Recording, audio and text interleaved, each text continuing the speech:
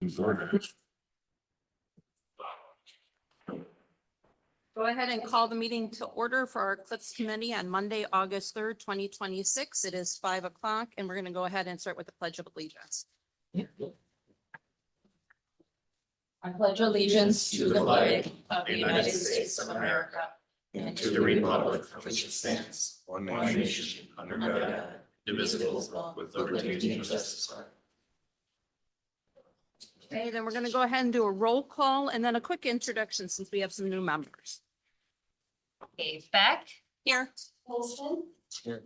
Veronica. Here. Daniels. Here. Campkey. Here. Here.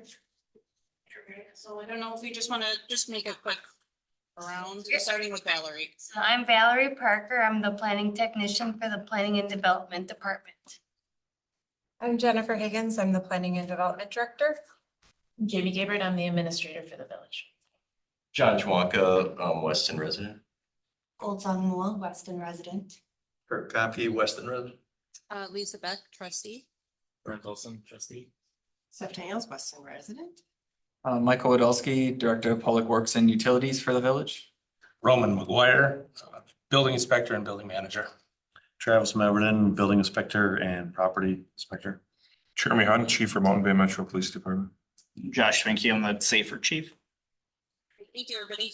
Then we'll go ahead and start with public comments. The first one I have is Jim. Thank you, Madam Chair.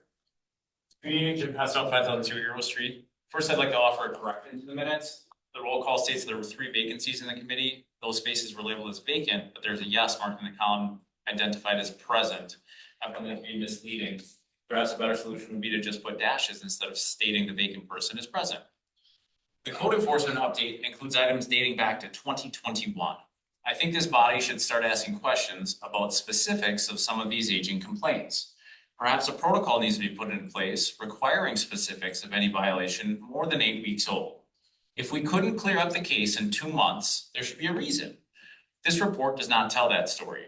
I can specifically speak to 4020 Schofield Ave as I personally reported the violation. 4020 is for the Weston Marketplace property. Almost none of the dumpster enclosures on this property exist in a manner consistent with the adopted zoning code. The enclosures are non-existent, missing doors, walls, or there's trash stored outside the enclosure, hereby completely defeating the purpose of the enclosure. There are grease dumpsters which have never been contained within the trash enclosure. They're just sitting feet from Schofield Avenue. There are and were pallets, rusty 55-gallon drums, and other things sitting outside the dumpster enclosures. This case is coming up on its 2-year birthday. In 2 years, what has been done? I've seen zero progress. If there is action being taken, it is not visible to the general public, and the complaint status does not identify any sort of specifics.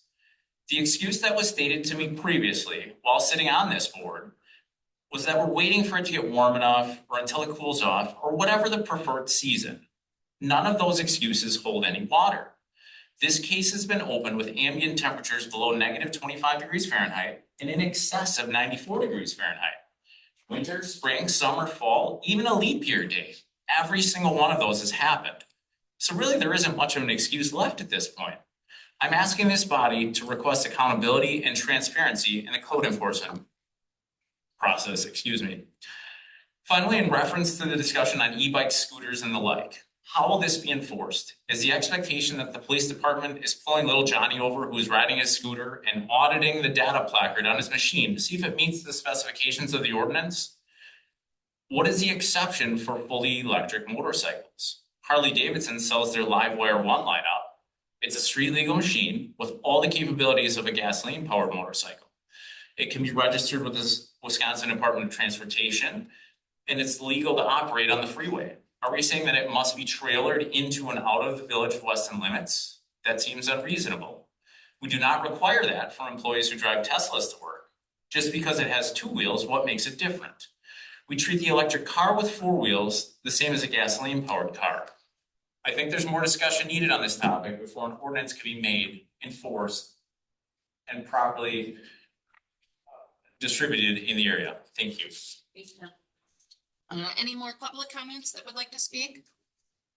Anybody online? Any other public comments? All right, so then we'll move to agenda item number 4, which is minutes from the last meeting. I would entertain a motion.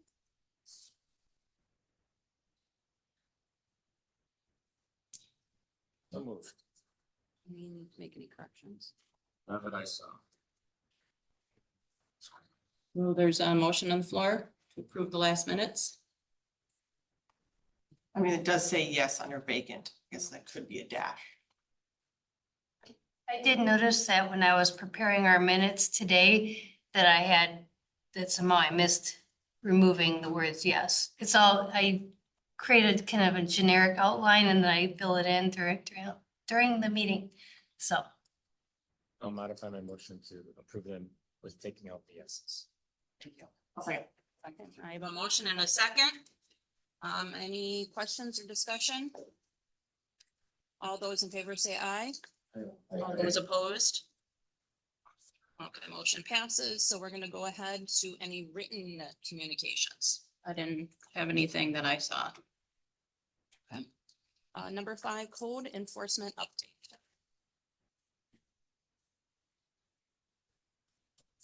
Go ahead. Yeah, go ahead. I think, there's definitely some cases on the code enforcement update that are aging. Unfortunately, I think, Ms. Parker handles most of the communication with the particular site mentioned previously in the meeting. We are making good progress with some of the longer standing cases. The raise order on Shorey Avenue, that's progressing. We've got our Newport Avenue cleanup was done 2 weeks ago. So that's always an annual milestone. For those of you who don't know, this is the 4th time we've cleaned up their yard in the last 8 years. So those sort of cases are, they're very time consuming from a procedural standpoint. They do require a lot of notification, a lot of citations. So they do take time, whether it's sufficient for people or not. The neighbors next to the Newport Avenue house, they wish we'd do something else, like throw her in jail, but we really can't do that. So I believe this time they were issued 6 citations during the process for their hoarding. So it was good progress this year. We had some other outside contracted services assist with it, so it went pretty well. So we're happy with that. There's an older case on Weston Avenue where the individual who owned the vehicles passed away, and that's gone through probate, which is can be a lengthy process. So Is that the 2021? I believe that's 2021. 2023. That's the 2023 ones. Ross Avenue is the 2020. Which one, the 2021? The 2021 case is on Ross Avenue, so that would be as you're heading out of town on the left-hand side, there's a fenced in. It was basically becoming kind of a junkyard, and we've been working with the family to clean that up since 2021. During the process, her husband passed away. I believe now she has some dementia problems, and the children are getting involved in cleaning it up. So this is the type of things with some of these bigger issue properties. They really do take time, and we try not to be the hammer on these because they're usually people who don't have the means, or they're either ill or something. So we try to take them through as best as we can. We're limited on what we can do. There's the non-summary abatement process. We can do a summary abatement if we think that it is, really something that's going to be hazardous to someone's health. That doesn't really come up very often. In my 23 years, I've never used it, but we do use the non-summary abatement a lot. But unfortunately, everyone has rights. They have rights to their property. So we have to follow these procedures. And a lot of times the homeowners don't care for that, especially in the case of this one where it's chronic. I mean, I myself called the village attorney this year and said, okay, this is the fourth time we've done this. It happens every 2 years. I mean, we cleaned her up 2 weeks ago. She started back today. So, you know, we're still under this non-summary abatement, but we don't know if we have to start all over with citations. So that's what I'm trying to research. And it's just important to note too that the Planning and Development Department is primarily the ones who deal with these code enforcement issues because we deal with zoning. So we tend to understand the laws and things like that. So a lot of the stuff we're dealing with, even though it may not be in our purview on some of the nuisance, but we luckily have the police department for at least 2 months that can help us through at least this busy time. But we also have other duties. So, I mean, you know, the economic development that's going out there, the subdivisions that are going up, these guys are out there enforcing, you know, building codes and things like that too. So we're doing the best that we can with the staff that we have available to us. Sometimes these take a lot longer just because of that. And so you had 26 open in July, we already closed 13 of them already. That's good. Do we normally get that many between June and July? Is that usually the peak time where we get them? Yeah, well, and we don't have as many grass because it's not raining, so. We could go back and look. I mean, we had that code enforcement annual report that kind of gave us an average, but typically it's the summer months. It starts kind of in May. And it goes through till it gets cold. Sometimes we get them right before it snows, and that's in those cases that we have to wait until the spring. We will suspend a lot of the outside issues over the winter because we can't do anything. They can't do anything. So then we spend a lot of time, you know, a month or two before the spring, sending, you know, basically going through and reminding people that they need to, you know, talk to us about a plan to clean it up or be ready to clean it up. So that also takes time to send all those notifications. So. I was gonna say the SROs, is that right? So, and then we have 2 or 3 over the summer that help out. For the lady who's had it 4 times in the last number of years, do we ever refer her for like mental health services or like the deeper rooted issue as to why this keeps, I mean, obviously that's not a village's job to, but like anything to like North Central Healthcare or like some kind of to change behavior change for Are the her? officers having that conversation with her? Because the officers would be the ones that would, It's a very tough situation. So, we have a lot of people that have a lot of mental problems that live in our communities. There's a lot of undiagnosed mental problems. A lot of our homeless population have them and they don't have a place to go, so they wander the streets. So it's a bigger problem than just having a conversation to say, do you have a mental problem? They go, yes, we're gonna get you some help, and there really isn't the resources for that, so. are there any referral sources though that the officers have that they can provide? Well, we have the CART team, but it wouldn't meet the criteria for that. And again, like Roman said, you know, some people want people locked up and thrown in jail, and we don't have the ability to do that. So our hands are kind of tied. If someone is high functioning mental illness, they can function very well, but they go off the rails really quickly too. And it's a tough situation. Is there something that maybe the committee should discuss or that we should be talking about referrals that could be made or resources that? I don't think you have the ability to do that. So I think you can talk about whatever you want in that aspect, but if they're not a harm to themselves and or others, hoarders are not considered one of those criteria. And Brent is very aware of everything I'm probably saying here, that this is the way it is on the street, and it's unfortunate, so. What about that one that Jim mentioned at 420, 48, whatever that was? What was that address? 4020. Yeah. So with the commercial properties, a lot of times we've been working with them, so they will tell us one thing, like they're getting the plans done, or they have something coming up that they need to, they want to do all of them. I mean, it was kind of the situation with the parking lot there. They did eventually fill it in, but it was on their schedule. So some of it is just following back up. We don't have the time to kind of babysit either. So a notification goes out, it may be, you know, it doesn't pop back up on our radar until a little bit. But in the cases of the business community, we tend to try to work through things with them. So also not hitting the hammer. And then just two quick questions. Do we have like a goal of closure? I mean, ideally, they would go out and would get it done the next day, but that doesn't, I'm sure always happen. Do we have a goal when like a ticket gets open, we want it closed within 2 weeks or a week or 3 weeks? And what about ones where people make the recommendation, but it's really not in violation, but it's that gray area that just needs to be cleaned up? What do we do in those cases? So if somebody responds and puts a complaint in that isn't a problem by our ordinance, we will tell them that and we will close it right away. Because there's some things that we just can't do that people think we can do. It's not a violation of our ordinance.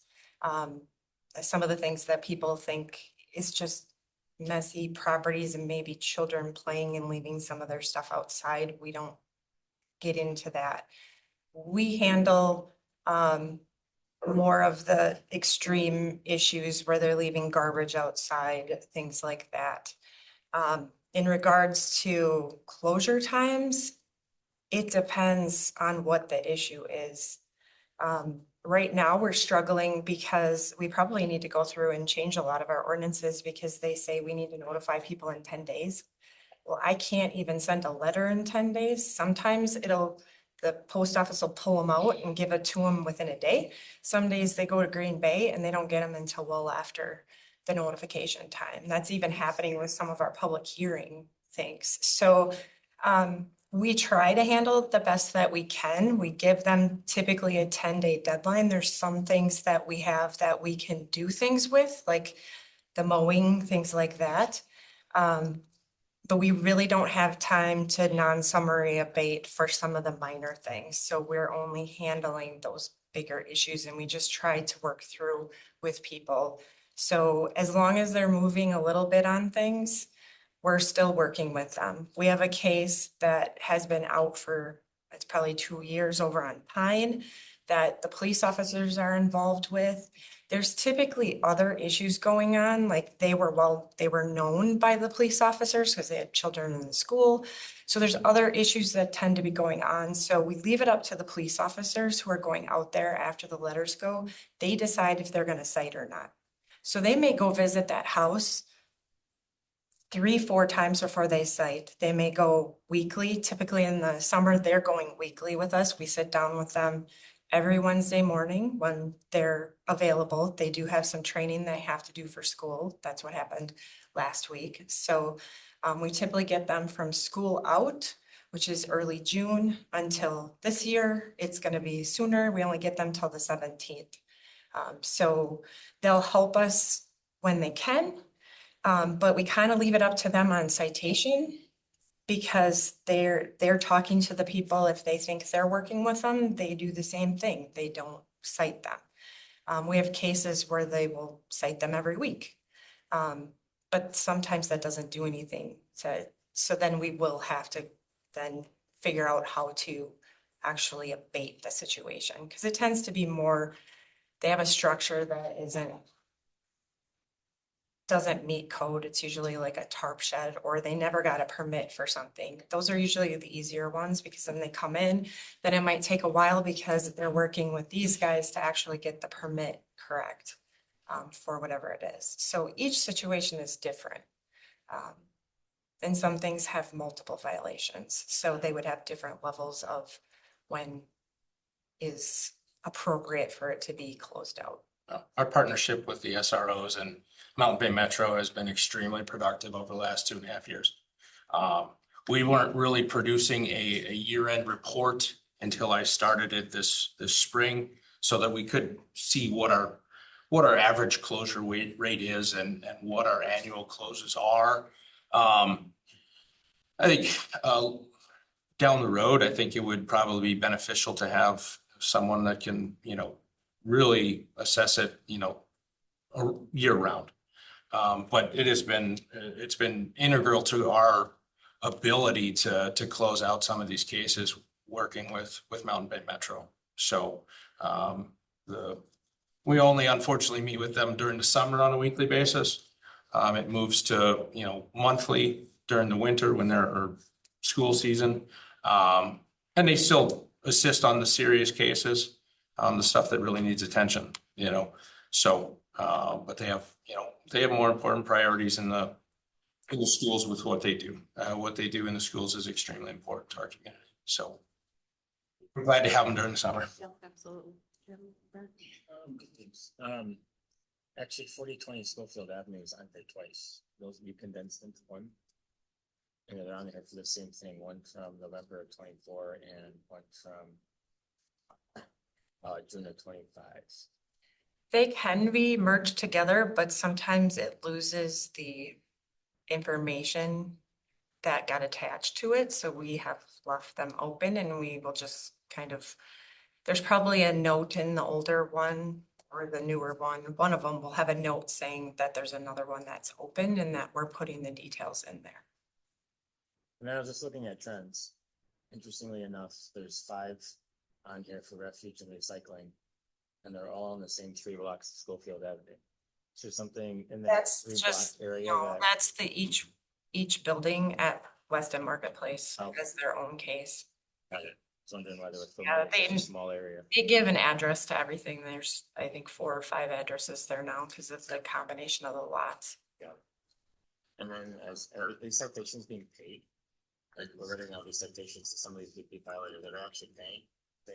I know some are. I would have to check with the court system to see what is and what is not being paid. I just be curious to see if like some of the repeat violators are just paying the tickets and don't care to go further, or if they're just not paying them. It happens. I don't get anything from the court on it. Sometimes Matt or Jeff, who are the SROs, will let us know if they know. I've only been asked for court information once so far since we've kind of been doing this in the last year. So with some of the abatement cases, particularly like the Newport Avenue one, they pay it. Yeah. No, And they pay all the fees for the cleanup. Right now, everything is sitting back there and it's on the agenda to kind of put that into more of a process. But we typically hold it for 30 days. That used to be at Jaeger's when they would help us. But now that we're using a different company,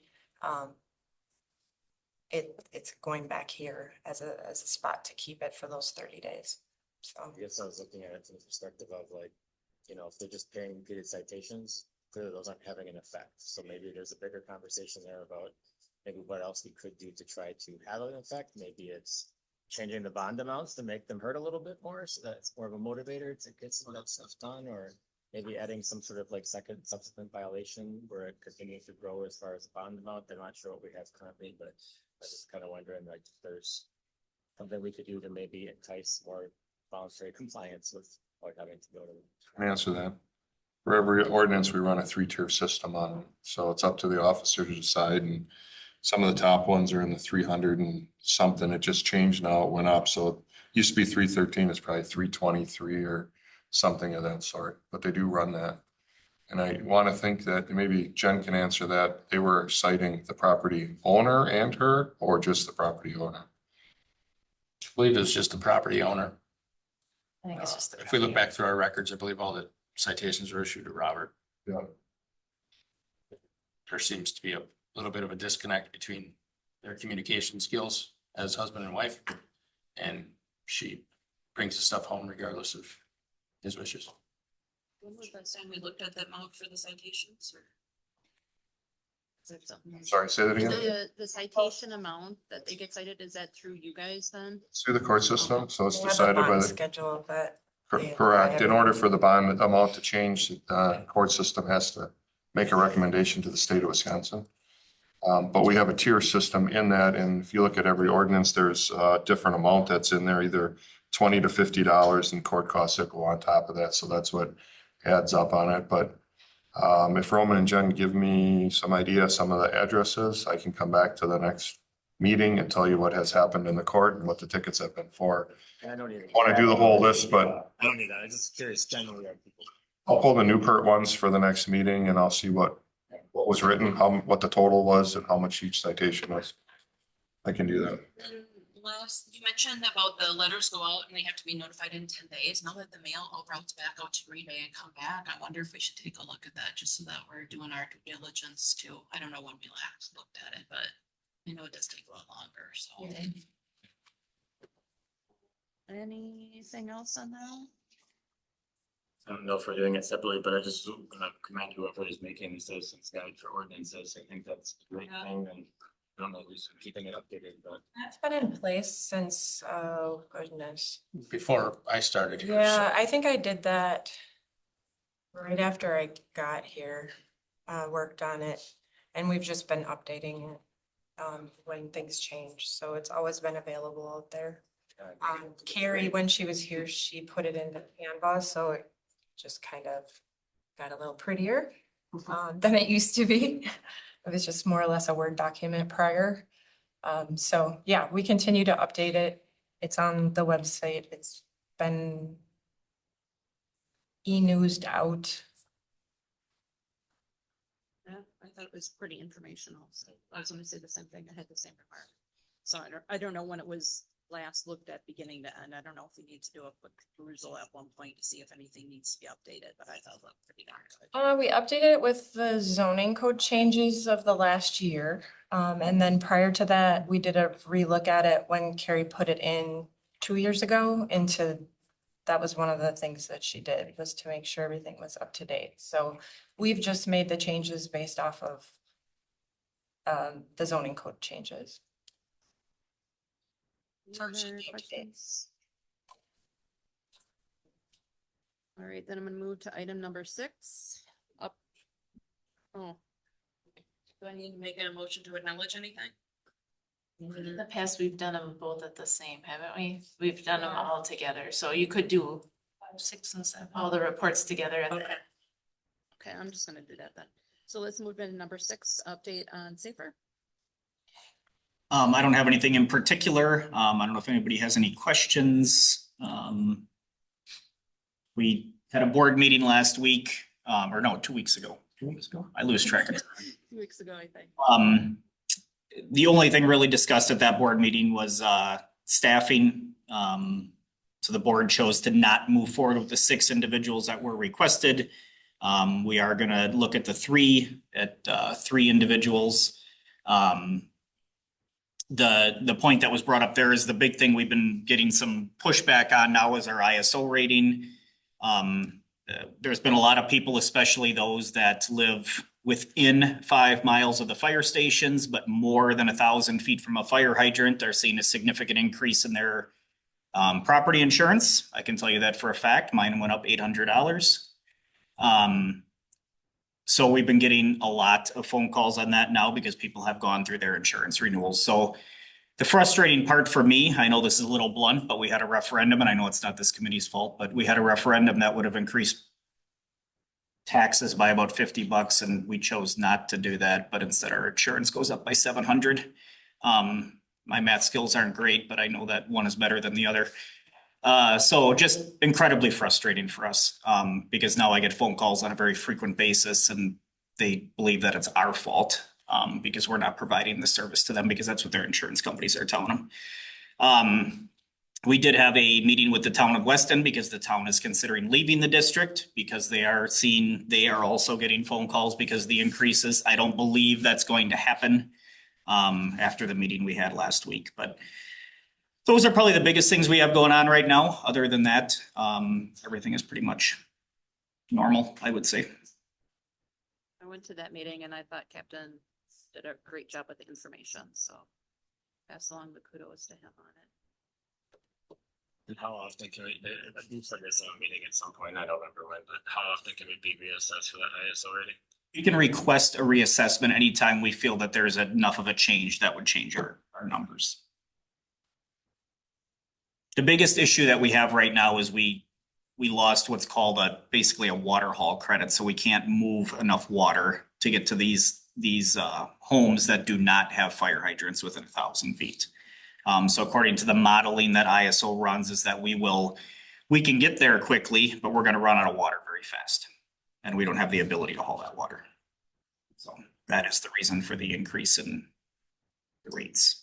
And the company that does the ISO is a private company. Correct.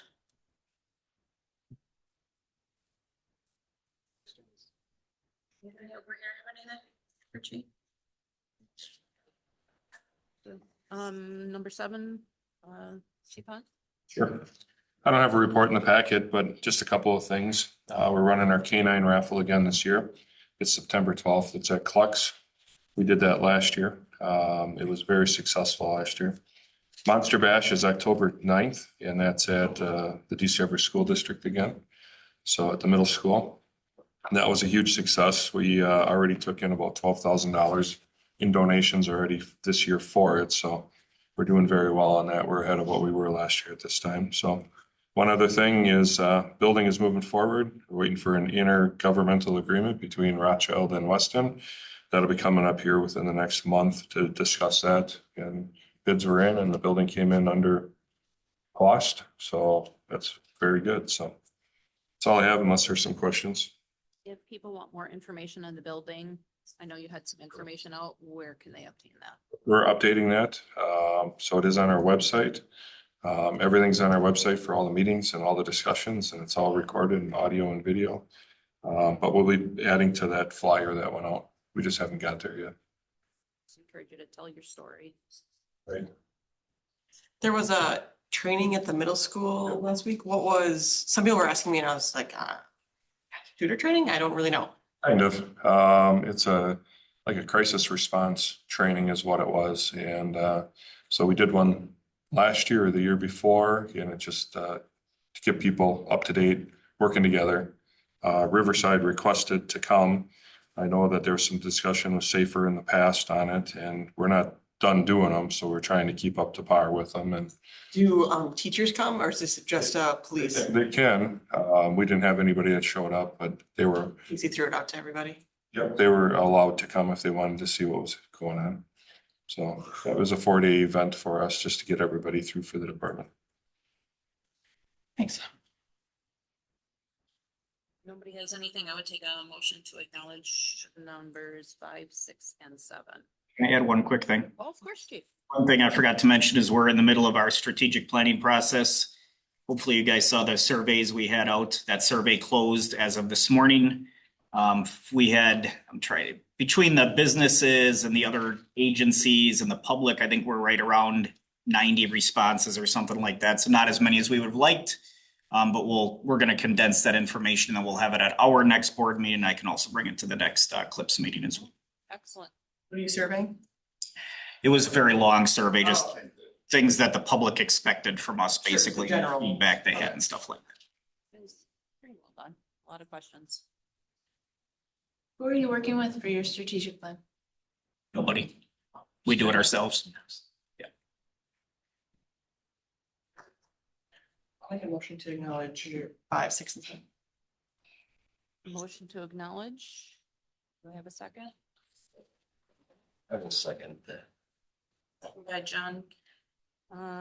Any other discussion? Then all those in favor say aye. Aye. Any nays?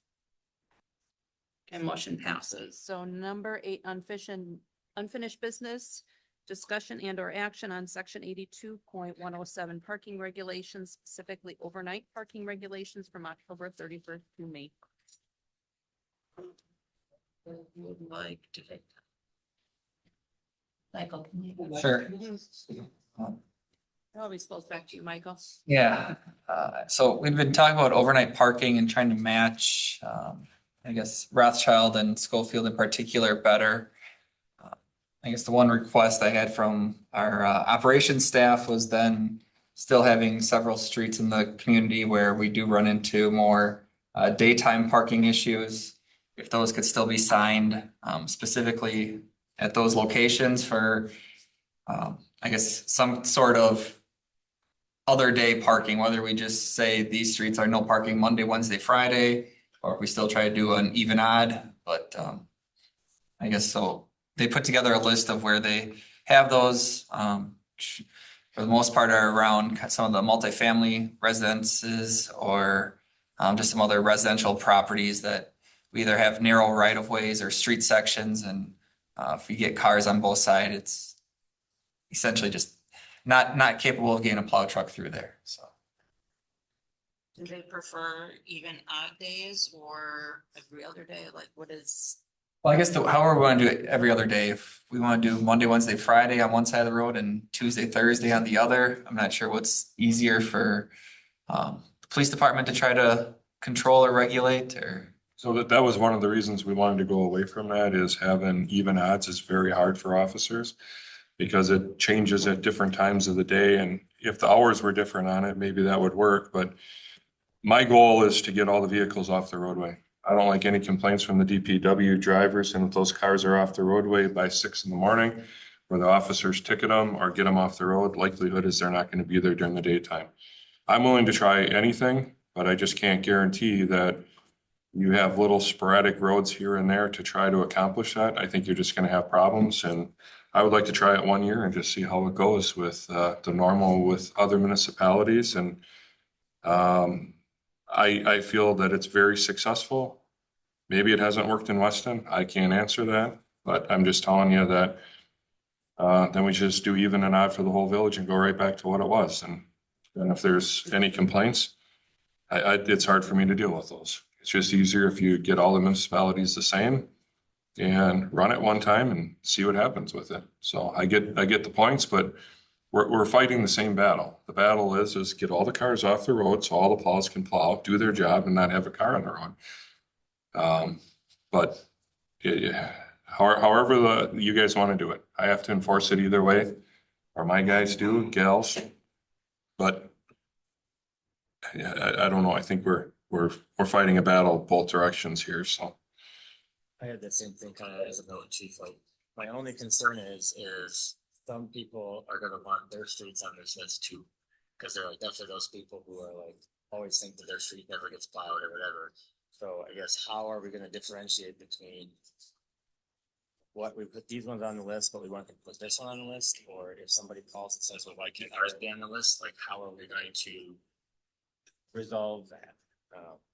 And I don't know that it's, again, I'm not pushing against these. I'm fine with this. That's what anybody wants to do. But like, how are we going to say, well, staff doesn't think yours is bad enough to be on this list, but these ones are bad enough to be on the list? I just think that's going to make a lot of unhappy calls for Mike and or Jamie.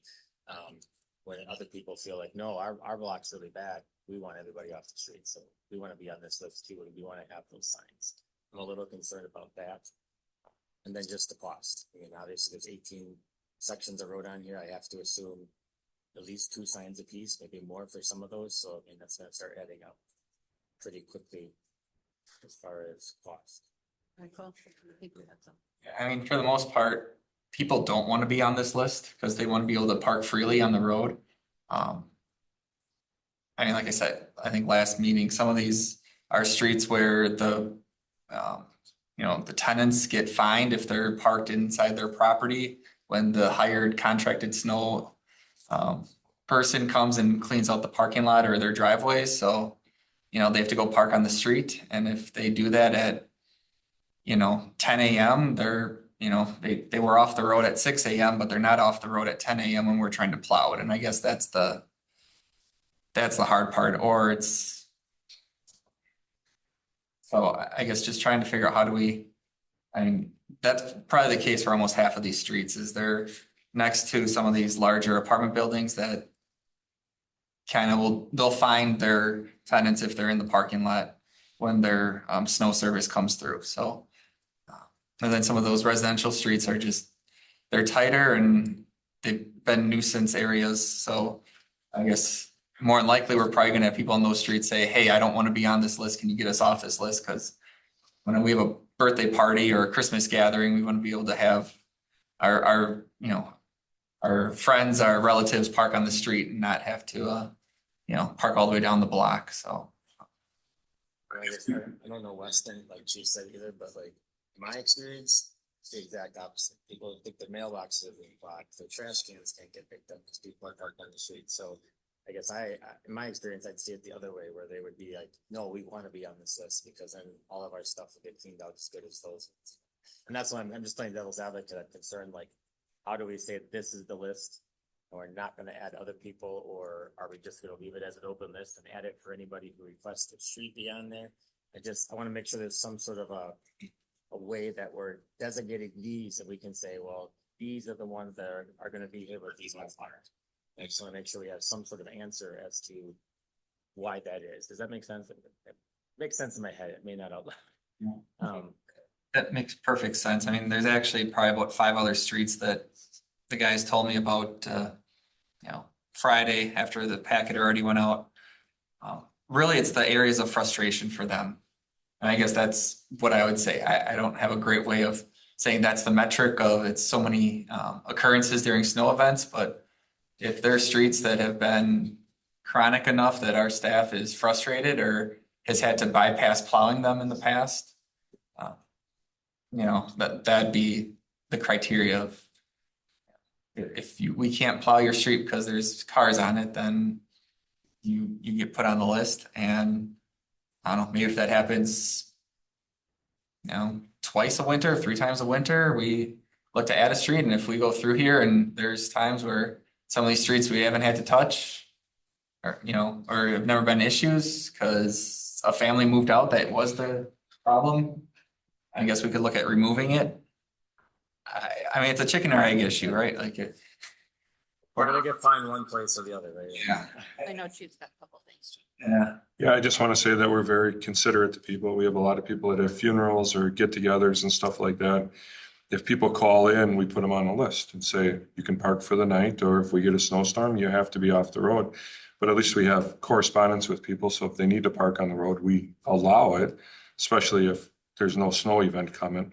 But at least we have that correspondence, and we get calls all winter long, every day, and could be 15 calls, and we put them on a list, and that's just how we handle that. Second of all, we've never run a whole year with the parking restrictions like other municipalities, so we don't know what the outcome is. Maybe the plow drivers will be very, very happy after they do that. As long as I've been chief, we haven't done that. I can assure you that there's a lot of parking tickets, and we see the numbers on a regular basis. We're calling change behavior, and we haven't made it 1 year with trying to change behavior or 1 winter snow season. So sometimes we don't know how it works until we actually try it, so. But whatever you guys decide, that's what we deal with, so that's just the way it is.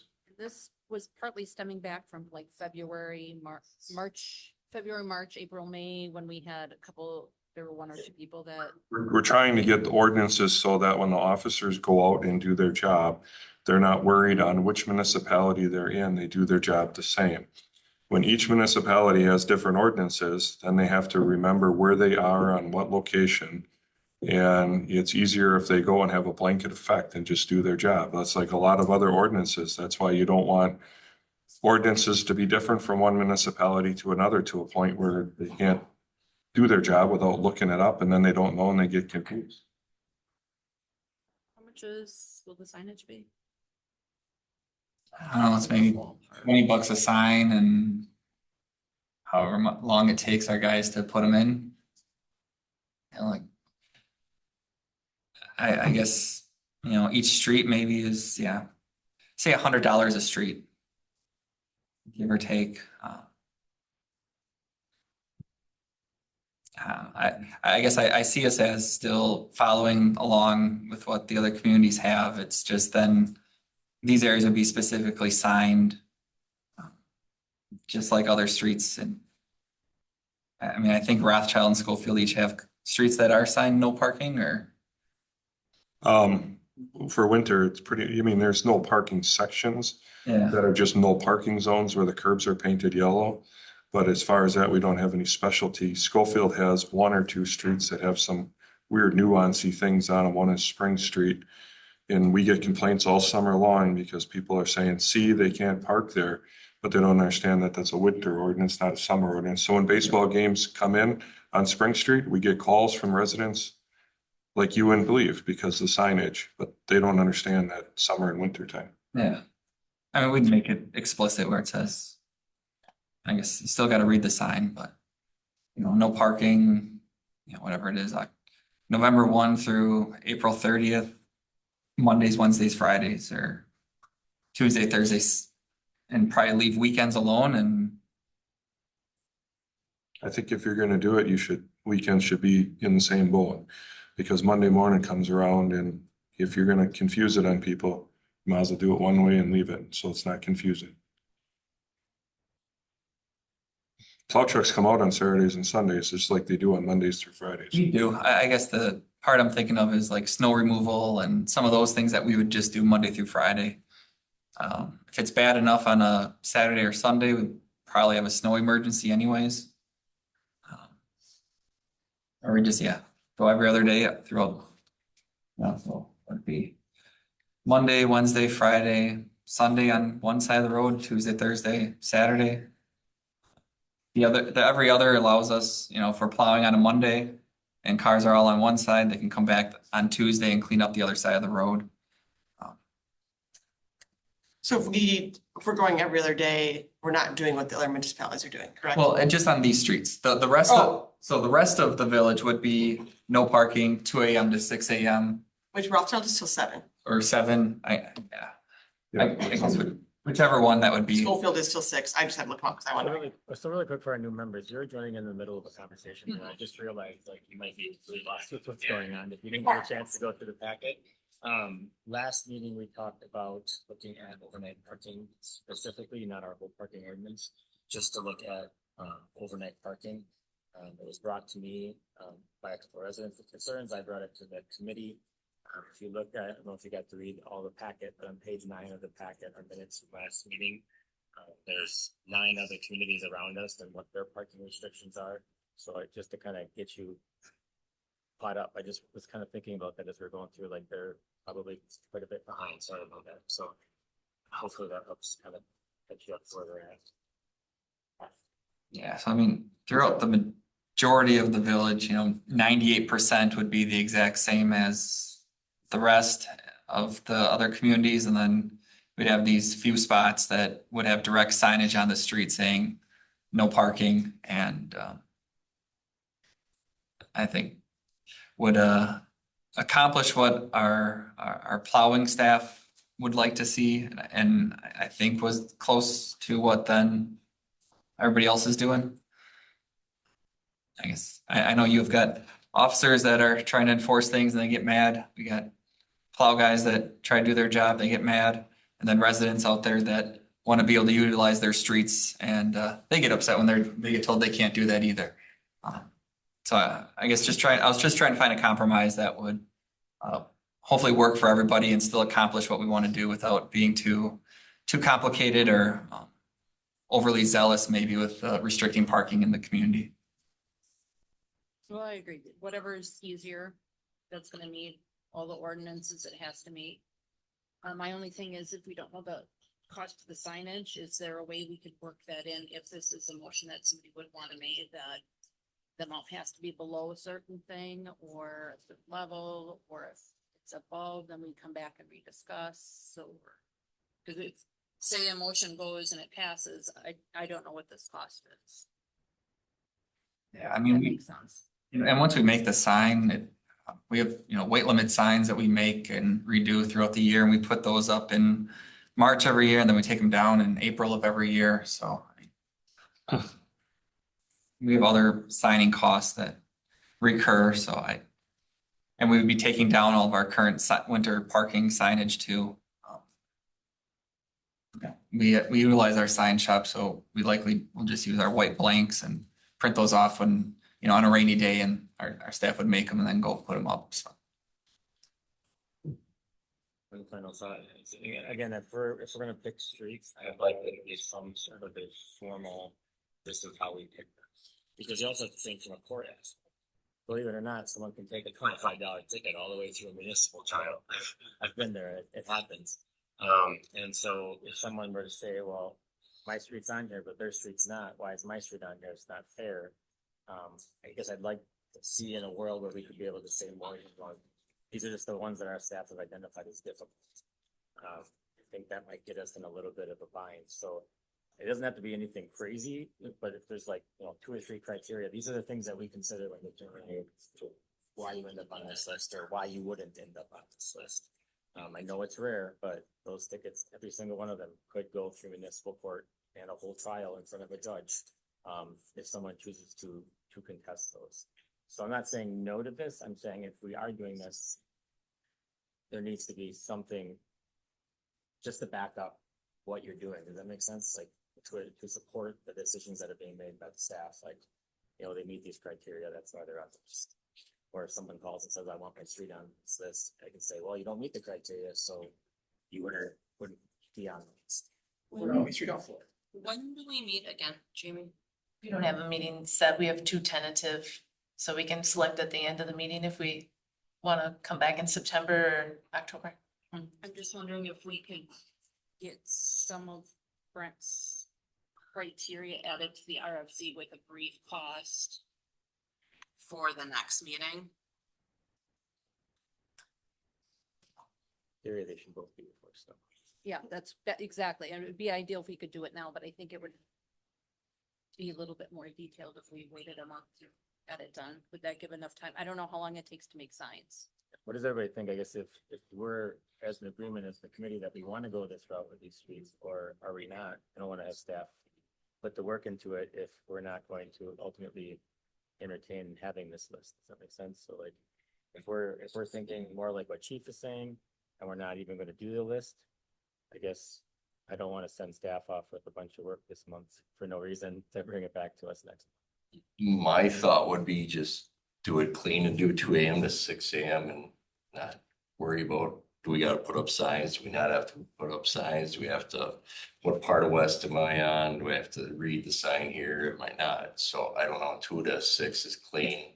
The odds of a lot of people backing out and parking on each side of the street by the time the plow trucks hit there, I would say probably aren't that good. You start at 4, you're done by what, like 10-ish or something, or No, unless you're doing snow removal. no, if we start at 4, we don't get to the residential streets probably until about 7, and then we were generally done plowing by about 1 or 2 in the afternoon.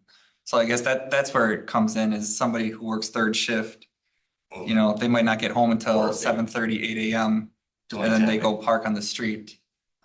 or if they pull out to let somebody else in front of them, but otherwise Yeah. you can't really see. I mean, we had I guess, you know, going way back time, we had the 2 to 6, and there was a reason we switched to the daytime, because that was generally when we ran into the issues. Can I add to that? Yeah. In the past, there was nobody writing parking tickets either. Yeah, I can assure you, because I can show you the numbers. sure. I know one day I did get a call from a person who got parking tickets. Their kids had a sleepover, and parking tickets were issued in a cul-de-sac, and I got yelled at for 20 minutes because I knew very well that we never plowed that cul-de-sac at 2 AM, but yet they wrote tickets on like 10 cars in that cul-de-sac. So I get that tickets probably weren't issued. But I also know it's sporadic, where the guys can go down the street at, you know, 8 AM and then do a loop, and then they come back at 9. All of a sudden, all these cars came out because the contracted snow service was there. Can I just add one thing? If we do run that 2 to 7 AM, it is 7 AM for Rothschild, so I appreciate that, and that would help Michael out a little bit, because it gives you till 7. So if people are coming home at 6, they still can't park on the street yet, so. Yeah. Well, I guess if we switch it and we don't target streets, that's fine, but just know I'm probably gonna be coming back saying I've got some upset plow drivers that these streets aren't on there. And even a sign might not do much, but it might at least It's a deter somebody. Yeah, we had that in Schofield, and no matter what, if you had every other side, doesn't matter. People come drive out, they plow in their driveways, so there's always cars no matter Yeah, what. I mean, and that's different. The people who wanna not pull into their driveway yet because the plow came through, so they go grab their snow blower and they do their driveway and then they pull in. I mean, that happens everywhere. I'm talking the, 5, 6 cars that all of a sudden are out on the roadway and are, some of our streets are only 22 feet wide. So you put at least 2 cars out there, there's no way we're getting a plow truck through. And that's where, like the Eric, Jessica, Jason area comes into play.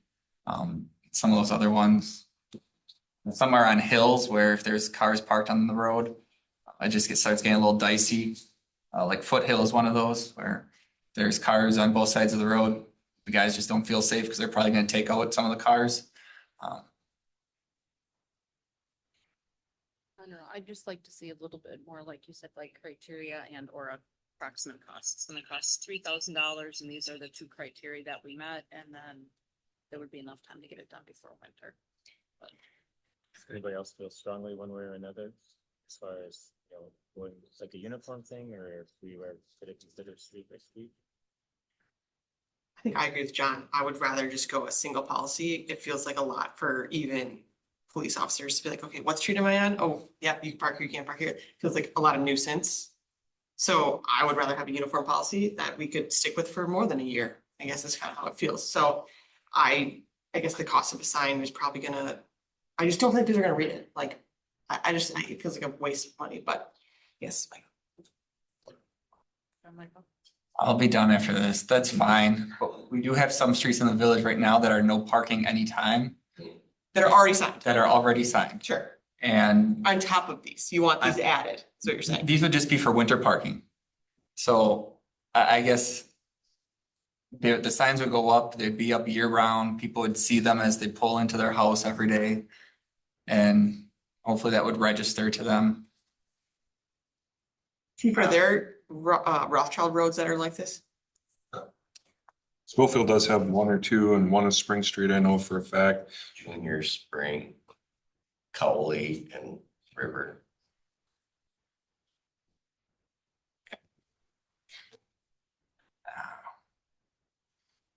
I guess I was asked to, at the very least, by like staff who maintains our roadways to look at, to try to help them out so that they can do their job. And so that's all. Sorry, I feel like every time I bring something here, it just, I don't think anybody said it was a bad idea. yeah. It's No, I just understand. The idea. We can get through that. It's fine. I can bring back costs and criteria and other things if we want to create something that's a little more stringent so that the random resident can't just call in and be like, hey, my street be on this list or shouldn't be on the list. So, I just think that's in the long run may help. sure. So these are their two criteria. This was the cost. There we go.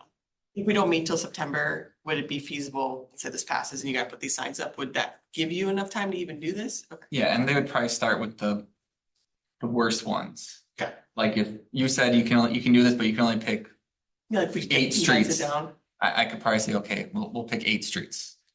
Is there a way to put this on next meeting's agenda? So he gets all the detail. Yeah, and we can talk at the end of the meeting what date works best. Yep. Okay. Anything else? I don't have to make any kind of motion or anything. They're just tabling it till next month. If you're just referring it to the next meeting, you don't need it. I think we can just do that by the consensus of. Then I'm gonna move to number 9, discussion and or action on amendment to section 50.103 property maintenance, specifically establishing procedures for the storage and disposal of personal property removed during a non-summary nuisance abatement. I believe that's Jennifer. Yes, so this is an amendment to the property maintenance code.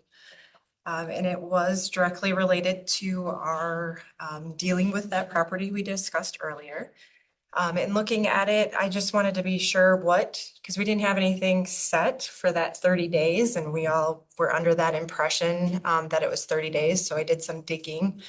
And it seems to be what most communities utilize and in the state. So I thought it was best to actually put this into the code so that it kind of is there going forward for when we deal with these. And so everyone is aware. And then instead of us dealing with things on a case by case basis, we have those clear, basically how we're going to handle the property because we're holding on to somebody's property. So the proposed amendment requires personal property to be retained for 30 days. We're also allowing the garbage and other material with no apparent value to be removed immediately. I do believe we're probably storing some of that back there right now. I think they just picked everything up. So it will be working with whoever does our pickups to kind of kind of go through that. I know that they usually take the metal and move that over, like the recycling, that kind of stuff.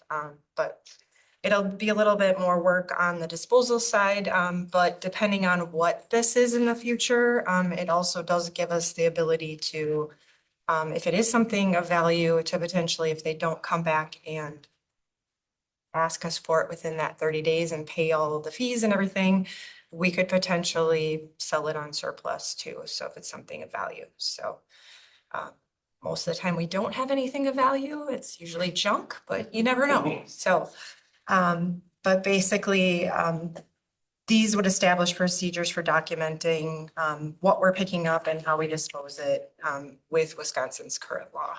So staff believes this amendment provides clear direction for future nuisance abatements, protects property owners' rights, and helps minimize unnecessary storage costs for the village. Because like I said, we are storing everything out there right now.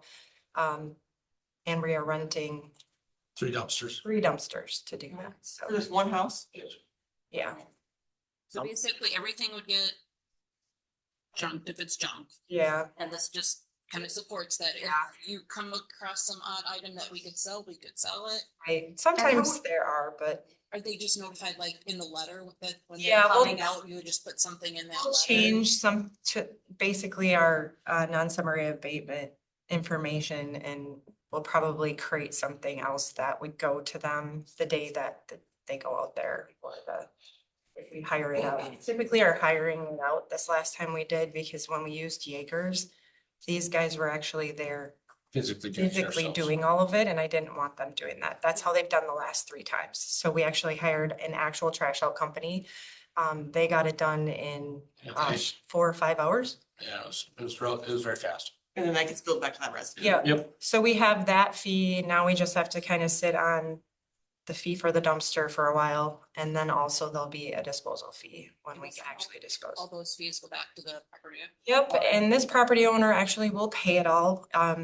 If they don't, like if it's somebody who does not pay that, all that gets put onto their tax bills. Either if it's done by October, I think they have to have it by October to do that. Otherwise, it'll go on the next year. But yeah, we hold everything. And we're only talking the yard too. I just want to be clear, when we say house, we didn't remove anything. No, from the nothing. yard. We can't do anything inside someone's house. That's their responsibility. We can just do things in the yard. I think one aspect that we do need to kind of touch on, and maybe it's in a separate ordinance or this ordinance, but the timing of when the stuff becomes our possession. Like, for example, are they able to dumpster dive while the company is actively putting stuff into the dumpster and the individual is removing it at these? That does happen. That's the mean, police department, because last time she did that, they actually had an officer there and they were basically gonna remove her from the site. I don't think that happened this time. No, 'Cause there when I wasn't an when I officer there. caught her dumpster diving, no one was on site at that point in time, and I had contacted Officer Lovelace to assist with it. So it's one of those aspects that it's these cases they're very fluid, in the moment. So we had to coordinate specifically with the haulers at the end of the day to make sure everything the dumpsters were removed from the site prior to the end of the day, so that there wasn't additional stuff being removed. So. I'll make the motion to recommend the village board approve ordinance 26-013, amending section 58.1 of the municipal code to establish procedures for storage and disposal of property. Move to a nuisance abatement. I was thinking that. Don't want to read that. Any further discussion? Then all those in favor say aye. Aye. All those opposed? Motion passes, then it goes to the board. All right, item number 10, discussion and or action on amendments to section 10 .123 animal fanciers. So this recently came up because we actually had someone apply through the clerk's department for an animal fancier license. So when that was created in the zoning code as a land use a number of years ago, this body didn't exist, and so they had it go through planning commission because they were used to dealing with hearings and things like that. So since then, the zoning code has changed a little bit on how animal fancies are handled in with the land use, and you guys exist here and deal with basically licensing and that kind of stuff. That's not necessarily something that the planning commission deals with. So I talked to Pam and Jamie about changing the code because there was nothing in my zoning code anymore that stated it needed to go to them. This case, they are going to hear one next week and have to deal with it because this won't get to the board in time. But what we would like to do is have this body deal with them. And so in that process, we've kind of changed it up a little bit because when the ordinance went through, some of the things that were required to be done probably it didn't make a lot of sense to actually do the whole hearing part of things. We essentially notify those landowners that are around it, so it is kind of like a hearing. They'll be aware of the meeting and things like that, and they can come. But now that we have humane officers, they basically are the ones out there dealing with whether or not to give the license to. So this would change it to the planning commission would no longer be involved in these, and they would come here going forward if the board chooses to change and make this amendment. Any questions? Would our meeting timeline, like, let's say we don't meet till October now. then- It might prompt you to have a meeting. Okay, that's all right. Sooner. So basically how we handle it is, we would deal with it most likely right away or call some kind of a special meeting for you if we got them in. They don't happen very often. we don't have a time. Like, this hasn't I happened. can't imagine that they happen very often. The last one I had was somebody who was trying to move into a new neighborhood, and it was kind of like, well, you don't even know your neighbors. They're not going to agree to it. So they all came and said, no, you can't do that. So we only have actually one license that is issued in the village for this right now. Any other questions? I think it all makes perfect sense. My only pause would be moving into sort of appeal process. I know it's an administrative decision, but I mean, I think somebody should have the opportunity. I don't think it should be the Board of Appeals, because if the village board makes the final decision, Board of Appeals wouldn't be able to undo that, but whether that's through the village board or something, I think there should be some avenue for somebody to request a review of that decision. And I mean, it's basically, my opinion, be the board reviewing itself, or trustees reviewing itself, to come back to the board with whatever information to ask them to reconsider it, but I just think there should be something in there. So typically, if it doesn't have its own appeal thing, I mean, anyone has the opportunity to appeal anything, that would be them taking basically and filing something in circuit court. So those would be the court cases that you see. So we're just thinking out of our appeal process to the court process. if Yeah, somebody wants I to do mean, it. the way that typically things can come back within a year. I guess I don't, it didn't make any sense to have the zoning board of appeals I agree. just deal Yeah. with zoning and they Yeah. wouldn't know what to do with it. And there really is no other appeal mechanism because the board is the final, unless the board decided to make you guys the final and then they're the appeal. I mean, we have that situation with conditional uses and zoning code. That would be the only way. Otherwise, it's gonna go through the due process of how legal things happen, and it would be they would have to go through the court system. We don't have another appeal body. Yeah, I guess so. That was my only pause. It's like, there should Yeah. be some mechanism. I guess I didn't think about the court mechanism. I mean, obviously, ideally, it would go to that extreme, because that costs us a bunch of money with attorney fees and things like that, but. It's like thing about the court option. But I agree, the zoning board of appeals really wouldn't be very fun. Any other discussion or questions? Otherwise, I would entertain a motion.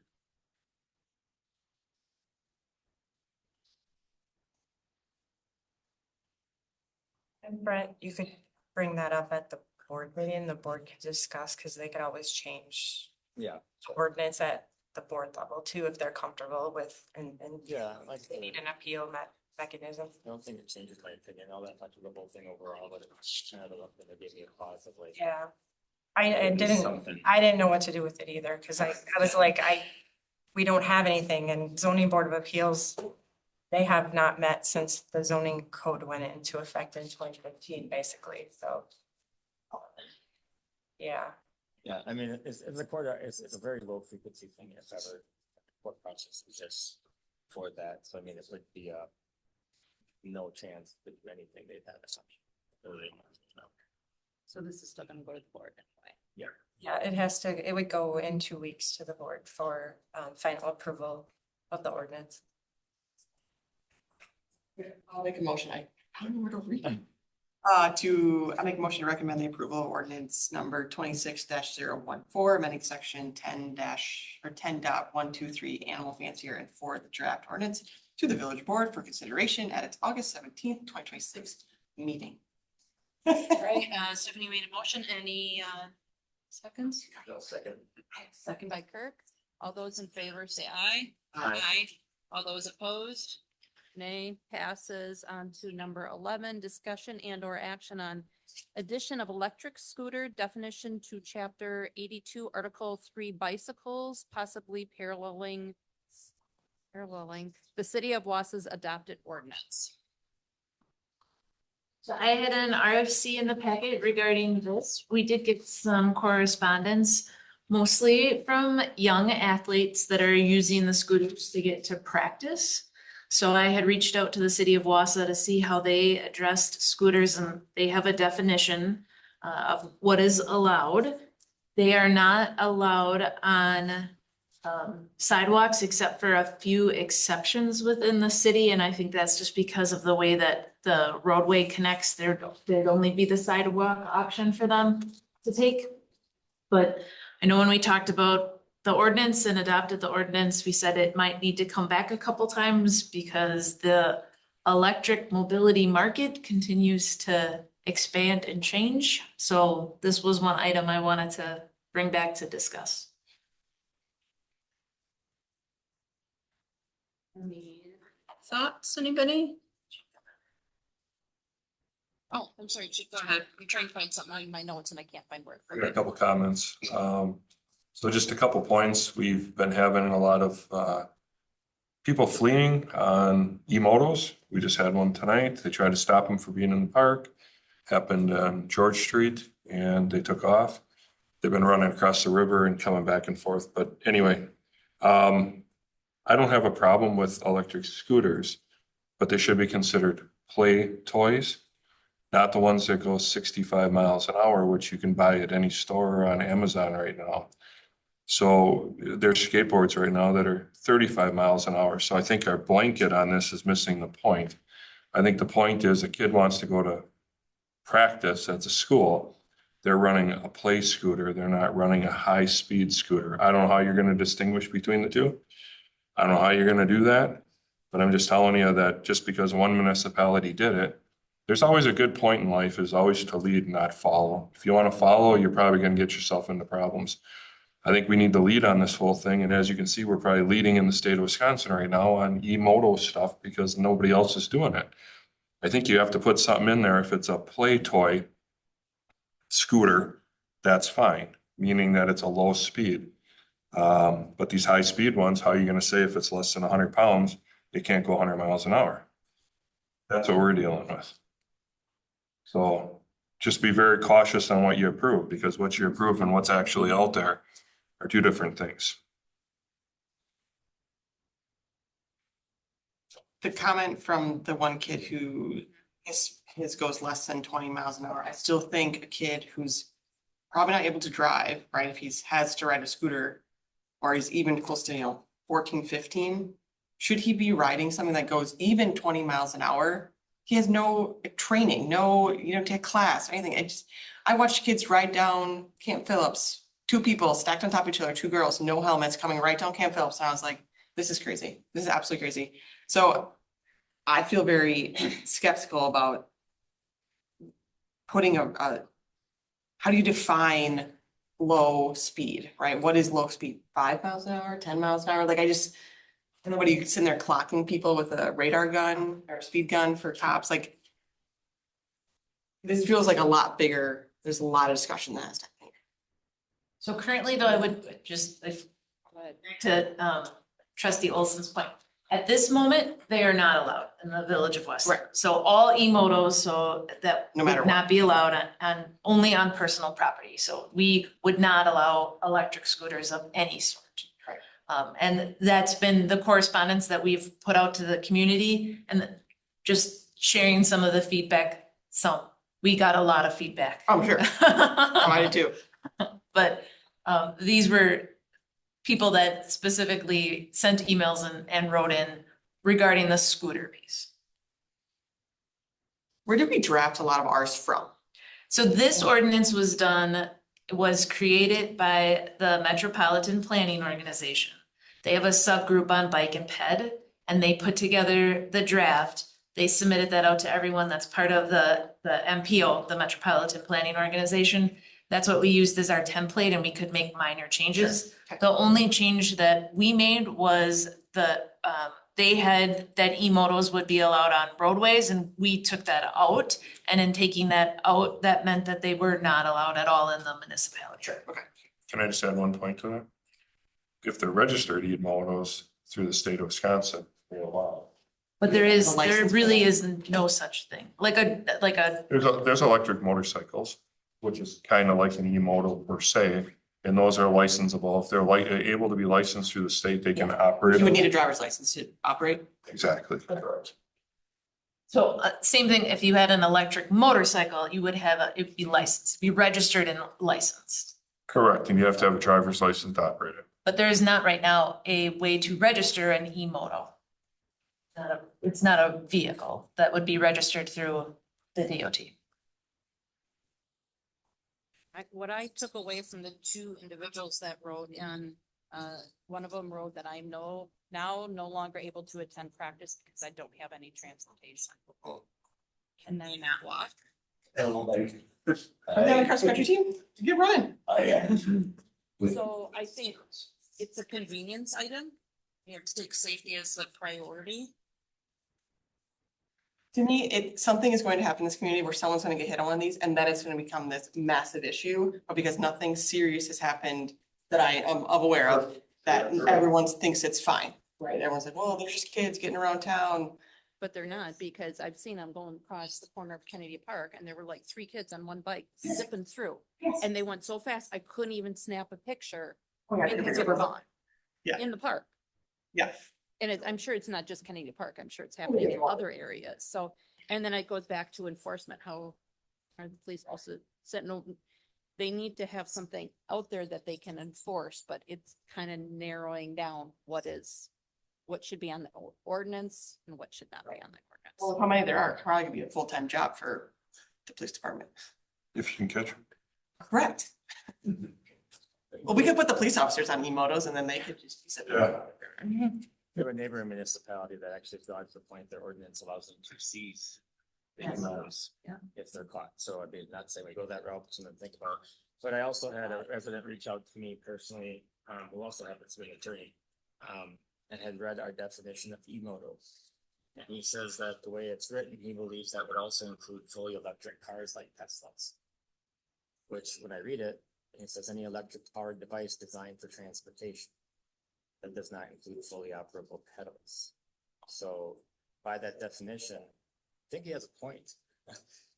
So again, as this is a living, breathing thing, like Jamie just talked about, and we're talking about the definition of e-motors, that might be something that we need to look at either now or at a near future date, because obviously we can't outlaw electric vehicles.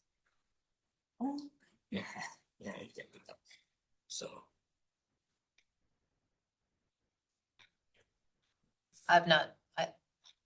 Teslas don't have pedals. How do you propel? I think the way that it was interpreted, the way it's written is that when we're talking about pedals, we're specifically referring to like bicycles with that particular term. Yes. Not like gas and brake pedals. It's talking more about specifically like bicycles, because even though the same descriptions that we give. So, and again, Teslas are fully able to be driven without pedals. You don't technically have to touch anything in the Tesla to drive it. So like. Let's go. I've never been a Tesla. They're self-driving. They do all the work. You type in a destination and it just takes you. So, again, I was brought back to me as feedback. I could see how that was interpreted to be that way.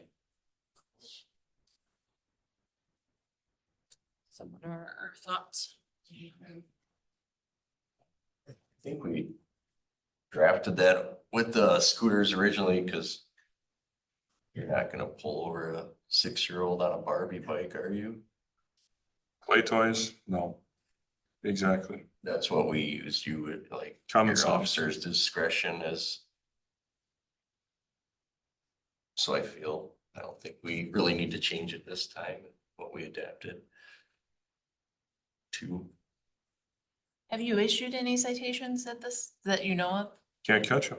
You'd like to, can't catch them. I agree. And other municipalities are having that same issue. They just flee on They you. just flee. No way to track them. And my understanding is the officers though are gonna do some education before, or when school comes into session and like what is allowed and what's not allowed. Correct. They're still Yes, planning there to, is. okay. Yeah, but it's very unfortunate because you get into a high-speed chase with a 15-year-old kid. Well, that's happened some places, but not gonna happen in our jurisdiction. And so you just aren't gonna chase them. So they just run and they figure that out really, really fast. And I agree with you that we are gonna have a serious incident, just when and where, but it's gonna happen, and then there's gonna be an uproar on the whole thing. We're not doing enough. Police department's not doing enough. Wasn't there just one? Sheboygan. Sheboygan. Sheboygan? I was gonna say Janesville, but yeah. Sheboygan.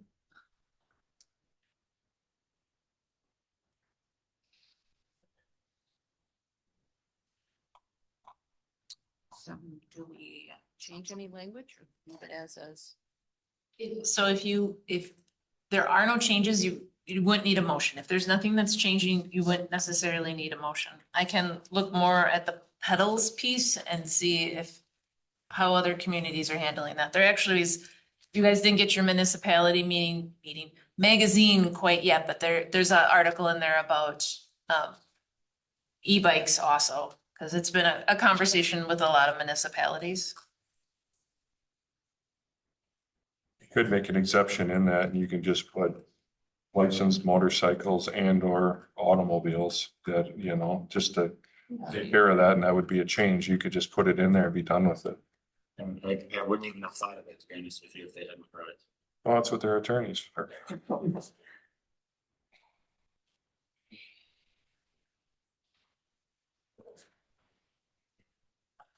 So you can't register an e-moto even if you're 16 and have a driver's license. It's not a registered vehicle. Register, you can't, no. I don't know enough about the classes on those things. If they put lights on them and An e-moto would not have classes, only e-bikes do. E-motos just give e-bikes kind of a bad rap. Sure. So there are no classes of e-motos. E-moto is anything that just has a motor and non-operable pedals. Essentially pegs. but DOT will register just about anything, so I can see that someone will get registration for one at some point.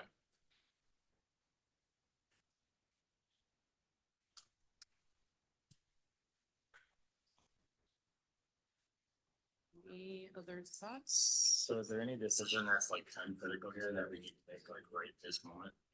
No, because the ordinance is in place. It was approved by the board. We have an ordinance in place. This is just, again, as the conversation evolves, I wanted to bring back this to you, so. Hunt, is there or Chief, is there a world where a kid flees, you know who the kid is, say repeat offender of some sort, and you go to their house, is there anything you can do there? Like I know Wausau, I think, is removing them from people's property. Sure, we would write an ordinance citation on it. Do it then.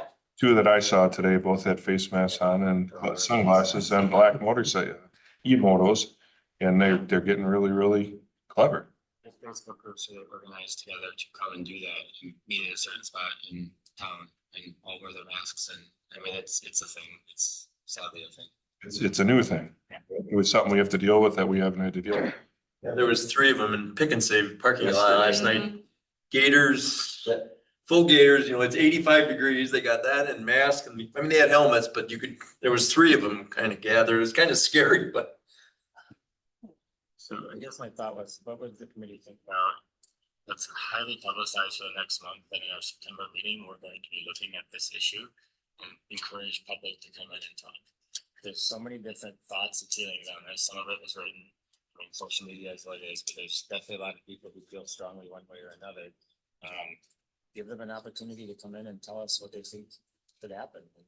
If they don't come, well then we'll make a decision and move on with life. But if they come and, I mean, maybe they will provide some information that makes us look at it from a different perspective. But I mean, 7 of us, 6 of us, I mean, none of us are IDMOs. So, you know, I feel like we're making kind of blind decisions just based on what we believe to be correct versus, you know, the people that are actually impacted by what we're doing.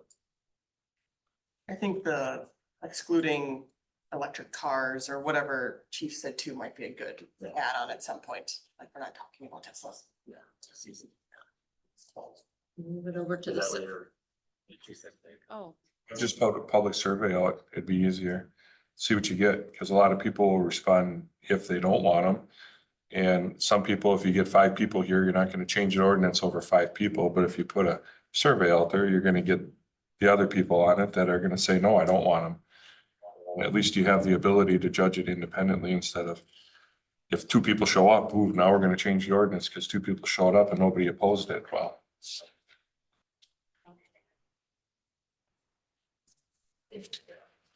Handle it anyway. I mean, we didn't, we've had a lot of conversation in the community. We didn't do a survey before we put the ordinance in place either, right? So it's, I guess I would defer to the committee on how they'd like to proceed. Sometimes I get concerned because the ordinance is in effect and it's not doing anything, right? Like people aren't stopping for you, for the cops. They're not doing anything. Like this isn't working. Well, I wouldn't say that because we have had parents that have called to say, we're about to make a purchase. Okay. We heard there's an ordinance. Can we have a conversation before we make a purchase? Then they don't make the purchase or they still make the purchase. I don't know. But I mean, we have had people that have called and asked questions. So, I mean, I do think there's an education piece to that. And I mean, we haven't stopped people from speeding in cars. True. It's true. And we're not experiencing anything other than penalties on it as well. Like they're. Right, I mean, I our agree. ordinances are pretty much $1,500 because it was all made together and not doing what we all hoped it would anyway, at least not. really, this is 2 written comments and to change a whole ordinance under 2 written comments. I'm just thinking about it from the perspective of, I think there's a lot that the 6 of us don't understand. And even as a village board member, I'll speak for myself, like, I'm probably not the only village board member that doesn't necessarily understand all the ins and outs of all these different things. And so I guess I'm looking for some perspective from people who are actually doing it. Again, will that make a difference? I don't know, but they just look at it differently than we do. And that's obviously why we're getting some of the feedback that we are. There is a petition going around. There is it, yeah, that petition was created shortly after the ordinance went into effect and changed our order, so. It's good. People are getting together and they wanna change things. It's We did have like they're having 50 the different discussions. comments. Yeah. Yeah. We do post the agendas before every meeting, both in the weekly newsletter and online, and we can, for that agenda, we could put in there, like, there would be a conversation on e-bicycles and e-motos. We can put that as part of the post to just draw more attention. Any other questions on number 11? We decided what we're doing, are we gonna do the survey then, is that the plan? Well, we had discussion. That's what the discussion was. I don't think that we're changing anything right now. We would bring it back, give people 30 days to take a look at it, but So do we want to have staff make a survey, and do it that way, or we can just see if people come in person next time? We can do draft survey questions for the next meeting and just review them together too. The hard part of the survey right now is by the time we look at the questions, that's September, we're getting out of the season. Yeah. You might have better response again in the spring, but then your ordinance is gonna be in place for almost a year. Right, but that's better, I guess, way to evaluate it. It's been in place for a year. Now what agenda, what do we need to change after a year rather than adopting the ordinance and right away we're looking to change it for one or two people? Also a good point. I'm more in favor of leaving it as is and reevaluating it. We want to make the change about cars, where on section 10.40 electric motorized devices. Let me bring back some language on that. Okay. Yeah, and 'Cause I guess then I we could read can that too. make that as a, we can make it very specific with the agenda item too regarding that, amending just that piece. Alrighty, any new business? So there's none. Any announcements? Crickets, so there's none. Remarks from committee members. John? Well, we figured out happy 2-year anniversary to the committee before the meeting. We're getting there. That's it. Okay. Go ahead. Any comments? Announcements. Things are moving a lot here, so. Yeah. Nothing specific. I didn't have anything. The only thing I wanted to say is just community life, public safety. We have to Focus on that public safety and make sure we're getting that part done. I think that is where our focus needs to be. Okay. Susie? I'm not ready to talk stuff. Okay. So then, items for next agenda or next regular meeting date, the two things would be the discussion on the E-moto or language. And then what was the other one? The parking regulations. And then for next regular meeting dates. So we do have that tentative for Tuesday, September 8th, 4:30, because we will have a budget meeting that night at 6. So you could go 5, but then you only have the hour, right? If you, I don't want to necessarily rush conversation, so I put 4:30, but I'm not opposed to 5, but we would have another meeting after that meeting at 6. This one set for an hour and a half, or just an hour? It's set for an hour and a half. Yeah. Okay. It all depends. Sometimes they're shorter, sometimes they're longer. I don't know. So you have any issues September 8th? I just wanna, it's Tuesday, September 8th at 4:30. It's just if we do the parking regulations, I want Mike to have enough time to get the signs in and done. I mean, you're the name for several hours after that, so. Yeah. Just do it September 8th. Is 4:30 good time? Can we, is that, that works? Okay, I see head nods. Okay. Is it supposed to meet every month, or is? It's usually every other, depending on, We started it every month, but then generally. Bring everybody together for- Bringing everybody together and taking up time from. Well, E-motos are gonna be. it's gonna be a topic on and off for a while. So then if we have the next meeting set for Tuesday, September 8th at 4:30, I would take a motion to adjourn. Any seconds? Second by Kurt. All those in favor say aye. Opposed? Motion passes. Meeting is adjourned at 6:33 and 30 seconds.